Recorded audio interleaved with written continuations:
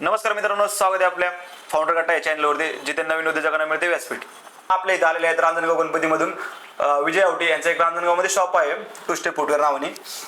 तर नमस्कार विजय सर. नमस्कार सर. तुम्ही आमच्या चॅनलवरती भेट दिल्याबद्दल मनापासून आभारी आहे मी तुमचा. तर तुमचा नाही का म्हणजे टू स्टेप फुटवेअर नावाने एक शॉप आहे रांजणगावमध्ये. तर तुम्ही या क्षेत्रामध्ये कसे आलेले आहेत? हे क्षेत्रामध्ये म्हणजे मला पहिल्यापासूनच बिझनेस वगैरे करायची आवड होती. बरोबर. त्याच्यामुळे मी या क्षेत्रात आलेलो आहे. बिझनेस करायची आवड होती, त्याच्यामुळे तुम्ही या क्षेत्रात आले. तर या क्षेत्रामध्ये हा क्षेत्र का निवडला तुम्ही? अशी भरपूर क्षेत्र आहेत ना, तुम्ही हाच का फुटवेअर सेक्शनच का निवडला, म्हणजे हाच बिझनेस का निवडला? असे भरपूर आहेत, कापड उद्योग झाला किंवा बाकीचा किराणा माल झाले, भरपूर असे व्यवसाय आहेत. तुम्ही हाच व्यवसाय का निवडला? रांजणगावात फुटवेअर सेक्शन खूप कमी होते नाही का. बरोबर. त्याच्यात 2-3 फुटवेअर सेक्शन होते, त्याच्यात क्वालिटी माल भेटत नव्हता, बुलांना पाहिजे तसे प्रोडक्ट भेटत नव्हते, फॅन्सी वगैरे, स्पोर्ट शूज वगैरे, भारीतली बुट.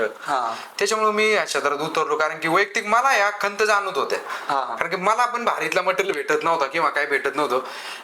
त्यामुळे आपल्याला हे क्षेत्र, म्हणजे तुम्ही त्यामुळे या क्षेत्रात उतरले. बरोबर. म्हणजे तुम्हाला जेव्हा तुम्ही आता समजा तुमचं शॉप चालू नव्हतं, बरोबर, तर तेव्हा तुम्हाला म्हणजे जसं तुम्हाला क्वालिटी पाहिजे तसं तुम्हाला भेटत नव्हती पुढेच भेटत नव्हती का? पुढेच. म्हणजे त्याच्यामुळे आम्हाला जवळ क्षेत्र वाघोली पुणे असल्यामुळे त्या तिकडेच जावं लागायचं. म्हणजे तुम्ही ते म्हणजे हे घेण्यासाठी तुम्ही वाघोली पुण्याला जावं लागायचं. आता आपण जर का शॉप चालू केले, बरोबर, तर आपले इथं जे तुम्हाला लागते ते तुम्ही सगळं मटेरियल ठेवताय का अपडेटेड? सगळं मटेरियल आहे आता इन्स्टावरती चाललेलं, प्रिंटिंग वगैरे सर्व मटेरियल. आणि तुम्ही असं समजा म्हणजे ट्रेंडिंगचाच माल ठेवताय मला? ट्रेंडिंगचा, ओल्ड, सगळ्या प्रकारचा माल आहे. तुम्ही आता बिझनेस चालू केलाय, तर याला साधारण किती दिवस झाले? साधारण 1 वर्ष झालेले आपले बिझनेस. वर्ष झालेलं आहे ना. तर आता वर्षभर झालंय तुम्हाला बिझनेस चालू करून. तर आता तुम्ही बिझनेस चालू करायच्या अगोदर समजा घरच्यांचा विरोध असतो थोडाफार, बरोबर? घरच्यांचा विरोध तो प्रत्येक गोष्टीत असतो. आपण विरोध केला म्हणून कार्य थांबवायचं नसते आपलं. बरोबर. मग तुम्ही विरोध केला नाही म्हणून विरोध त्यांनी केला, पण तुम्ही चालूच केला बिझनेस. हो, चालू. घरच्यांचा कशा प्रकारे विरोध होता तुम्हाला? घरच्यांचा विरोध म्हणजे बिझनेस करू नको, मराठी माणसाचं कामच नाही, त्यामुळे चालूच असते घरच्यांचं. मग तुम्ही म्हणजे घरच्यांना काय सांगितलं बिझनेस मग कसा? घरच्यांना मी सांगितलं आपल्याला बिझनेस करायचा आहे, आपल्याच्याने नोकरी वगैरे काही होणार नाही. बरोबर. मग नोकरी वगैरे तुम्ही केले का नाही केली? नाही केली ना, 2-3 वर्ष तरी नोकरी. घरच्यांच्या पुढे नाही जाता येणार किती काय. बरोबर. मग 2-3 वर्ष आपण नोकरी केलेली आहे. नोकरी कुठं केली तुम्ही? काय नोकरी आपली MIDC लोकल ठिकाणी. नोकरीचा बिझनेस मध्ये काय डिफरन्स आहे तुम्हाला? म्हणजे असं का जाणवलं की तुम्ही बिझनेस मध्ये उतरावं? नोकरीत काही साहेबाचं ऐका हे करा, ते आपल्याला सण होत नाही. बरोबर. खरं सांगायचं म्हटलं तर म्हणजे तुम्हाला एक थोडक्यात कोणाच्या खाली दडपण नाही. दडपण नको आपल्याला. दडपण नको. बिंदास. म्हणजे तुम्हाला बिझनेस मध्ये फ्री क्षेत्र आहे, फ्री क्षेत्र आहे. तर त्याच्यामुळे तुम्ही बिझनेस मध्ये आला. नोकरीचं म्हणजे तुम्ही सोडलीच किती किती वर्ष गेले नोकरीमध्ये? 3 वर्ष केली नोकरी. 3 वर्ष गेली. त्याच्यानंतर बिझनेस मध्ये म्हणजे बिझनेस मध्ये नाही, लोकांच्या दुकानांच्यात कामं केली. ते किती दिवस काम केले? लोकांच्या दुकानात 2-3 दुकानांच्यात कामं केलेली. दुकानामध्ये कशामुळे काम केले तुम्ही दुकानामध्ये? मग आपल्याला बिझनेसची आवड काहीतरी करायची, मग आता ज्ञान वगैरे तर कुठून ते घ्यावं लागेल ना. तुमच्या घरच्यांचा तुम्हाला विरोध होता, तर तुम्ही घरच्यांना कसं सांगितलं की मी बिझनेस मध्ये उतरू शकतो आणि आपण बिझनेस मध्ये ग्रोथ करू शकतो म्हणून? घरच्यांचा विरोध पहिल्यापासूनच होता, कारण की शाळेत एवढा हुशार वगैरे नव्हतो आपण. घरच्यांना वाटायचं बाबा की ITI वगैरे करून दिला म्हणजे कुठेतरी जॉबला वगैरे लागेल. बरोबर. पण आपण 5-50 कंपनी हिंडलो MIDC सुद्धा, नाही कुठेच जॉब लागला नाही. 1-2 वर्ष एका ठिकाणी केला, पण तिथं पण काय आपलं लख लाभ लागला नाही तिथं. मग त्याच्यानंतर आपण मग 5-6 महिने ते आपण एक घरीच होतो. याच्यात येईन त्याच्यात येईन, याचा अभ्यास कर त्याचा अभ्यास कर, आपल्याला हे करायचे ते करायचे. घरच्यांना असे 7-8 आयडिया सांगितल्या बाबा की आपल्याला बिझनेस असे करायचे किंवा हे करायचे. बरोबर. पण घरच्यांनी काय एवढं मनाव घेतलं नाही. मग एक मित्राची चांगला मित्र होता आपला, त्याच्यासोबत बसून बोललो वगैरे झालं.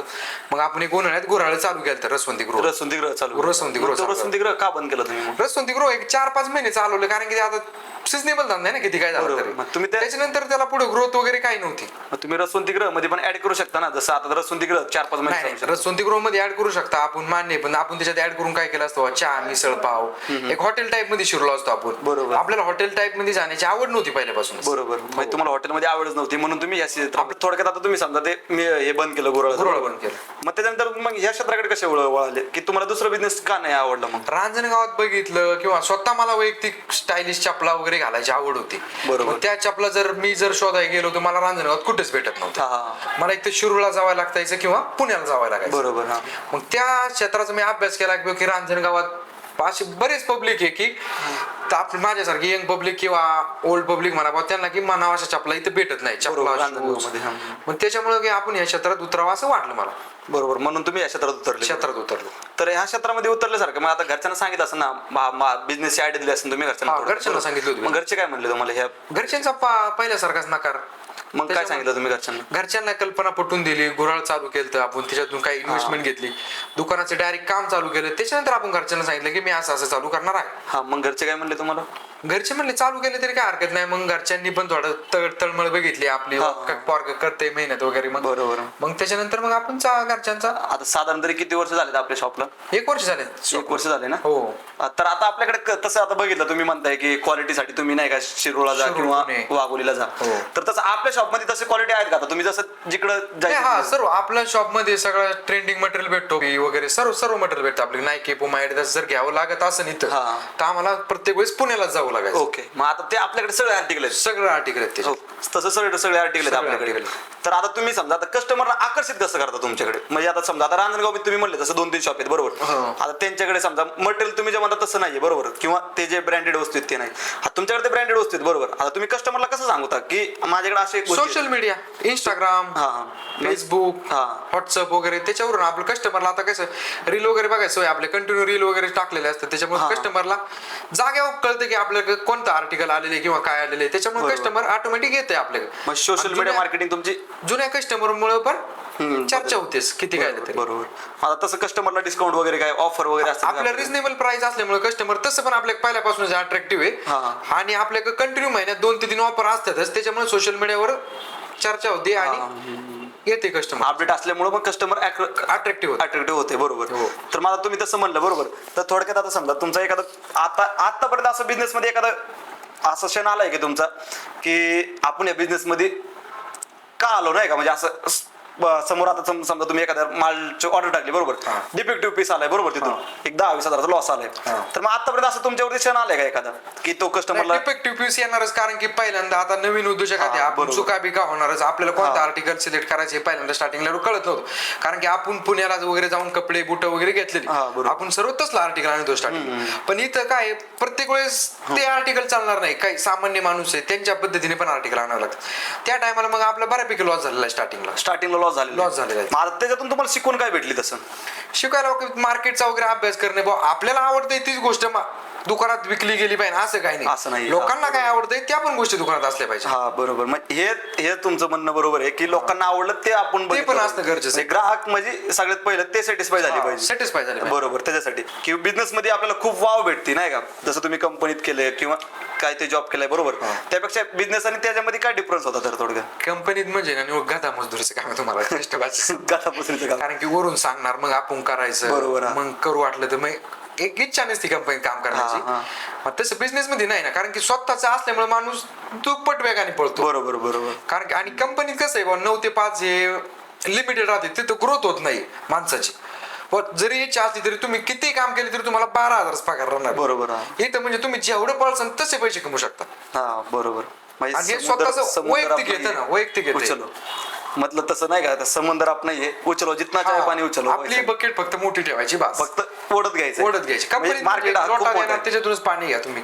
किती ताण लागले असते तर लोट्यातूनच पाणी प्यायचं. तसं इथं नाही, समुद्र खूप मोठा आहे, त्याच्यातून फक्त जेवढं पाहिजे तेवढं वाढायचं. तसं घ्या. हा, तेवढं तर बरोबर आहे. बिझनेस मध्ये ग्रोथ आहे म्हणायचं तुमचं म्हणणं. खूप ग्रोथ. तर आता तुम्ही हा बिझनेस कोणत्या लेवल पर्यंत नेऊ शकता? म्हणजे ह्या बिझनेसला तुम्ही असं की आता एक तुमचं शॉप आहे, बरोबर, तुम्ही आता हा बिझनेस मधून कोणत्या नेक्स्ट लेवल पर्यंत जाऊ शकता का बिझनेस मधून? बिझनेस नेक्स्ट लेवल म्हणण्यापेक्षा ना, बिझनेसला आहे ना हे मर्यादाच नसते. बरोबर. कारण की आपण जेवढा वाढू ना तेवढा वाढू शकतो बिझनेस. बरोबर. हो. त्याच्यामुळे ना बिझनेस मला आता नेक्स्ट लेवल पर्यंत तुम्ही मानताय बा, पण आता हे रांजणगावात आपल्याला सगळं टॉपचं दुकान करायचे. बरोबर. हो.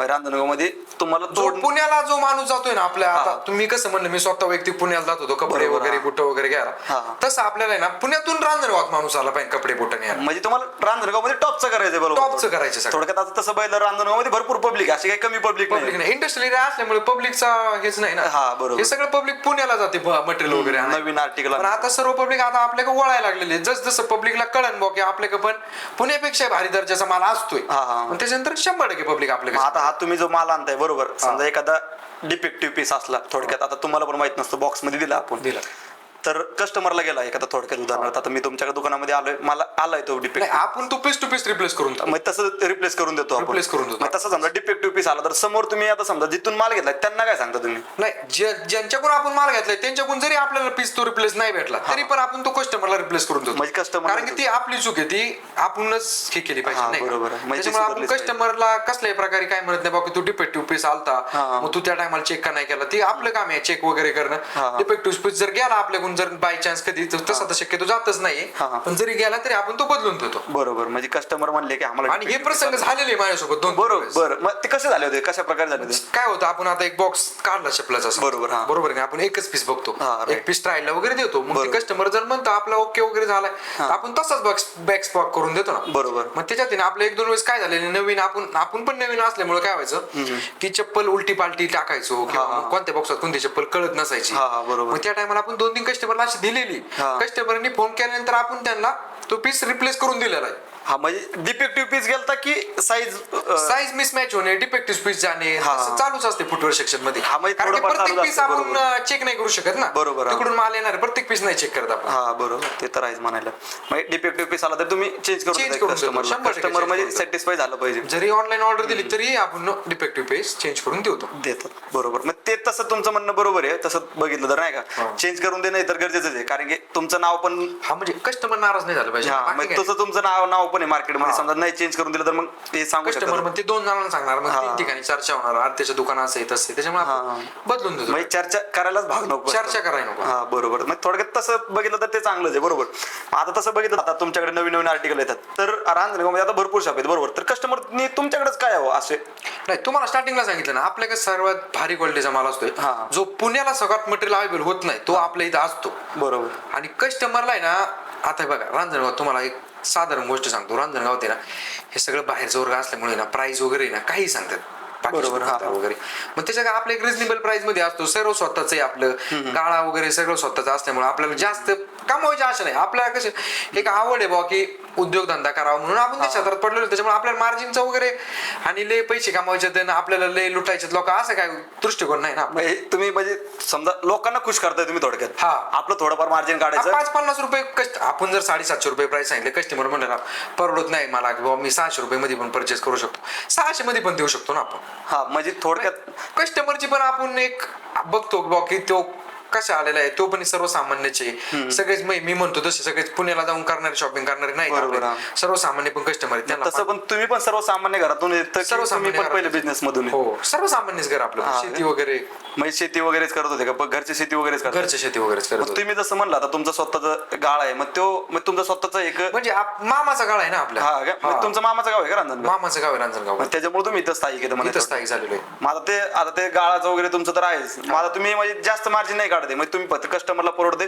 चला बुद्धी देऊन टाकलं संपला विषय आहे की नाही, की कस्टमर तुमच्याकडे जावं बरोबर, तर तुम्ही नवनवीन ऑफर देताय बरोबर. तसं आपलं चॅनल बघून जे येतात कस्टमर, जे चॅनल बघून येतात किंवा आपला व्हिडिओ बघून येतात, तर त्यांच्यासाठी काय डिस्काउंट असतं तुमच्याकडे? आपला आहे ना वैयक्तिक आहे ना तसा डिस्काउंट भरपूर असतो बरं का. बरोबर. आपला स्वतः वैयक्तिक. आणि जरी तुमचा चॅनल किंवा तुमचा पॉडकास्ट बघून जर कोणी आलं तर आपण अजून 10% डिस्काउंट बरोबर. म्हणजे आमचा चॅनल बघून आलं तर तुम्ही 10% डिस्काउंट. पण त्यांनी तसं सांगा की तुमचा चॅनल बघून आलेलो आहे. मित्रांनो तुम्ही ह्याच्या शॉपला व्हिजिट केलं तर आपलं नाव सांगा, फाउंडर कट्टा म्हणून हा चॅनल वरून बघून तुमचा व्हिडिओ बघून नाही आम्ही शॉपला व्हिजिट केलंय, तर तुम्हाला ते मध्ये 10% अजून डिस्काउंट भेटेल आपल्या चॅनलला बघून गेले तर, किंवा त्यांना दाखवा. आणि अजून त्यांना नाही का त्यांची इंस्टा आयडी आहे 2 स्टेप फुटवेअर नावानी, त्या इंस्टा आयडीला फॉलो करा, तसं तुम्हाला आयडिया भेटून जाईल अजून. तर त्याच्यामुळे नाही का इंस्टा आयडीला जर फॉलो केले तर तुम्हाला नवीन नवीन आर्टिकल असतात तुमचे, नवीन आर्टिकल कंटिन्यू. त्या आर्टिकलसाठी तुम्ही त्यांना फॉलो करा. आणि तसंच नाही का आमच्या चॅनल सबस्क्राईब करा, व्हिडिओ आवडलास तर शेअर करा, तसंच नवीन नवीन व्हिडिओ आपल्या चॅनलवरती येतील. धन्यवाद. नमस्कार सर. नमस्कार.